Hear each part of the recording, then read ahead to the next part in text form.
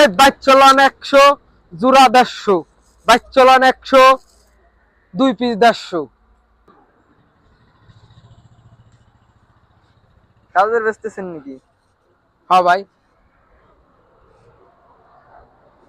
তাই পিস কত করে? এক পিস 100, জোড়া 150।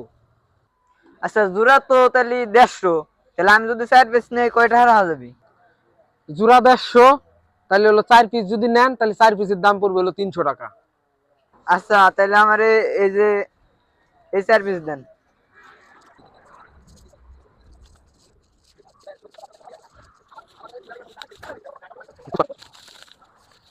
এই নেন পুষ্কর। ওই 300 টাকা দে। 300 টাকা না? এই যে 1 2 3।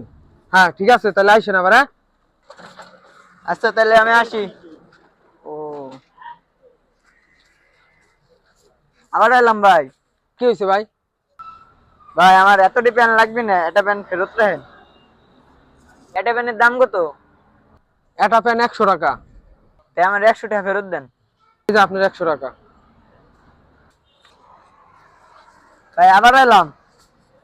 আমার তাহলে এই দুটো প্যানও লাগবে না, আপনি রেখে দেন। তাহলে এই দুটোও তো 200 টাকা, তাহলে আপনার 200 টাকা পাবেন।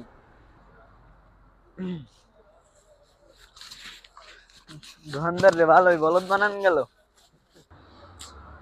মাথায় ধরতেছে না, বস করলো নাকি? হিসেবই বুঝলাম না আমি। বস আপনি করলেন নাকি? কে কি হয়েছে কল তো?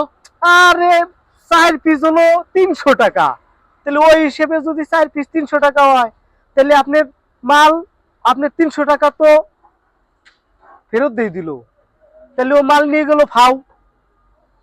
কত পুরে ঠকাই চলে গেল আপনার, আপনি তো একটু টেরও পাইলেন না।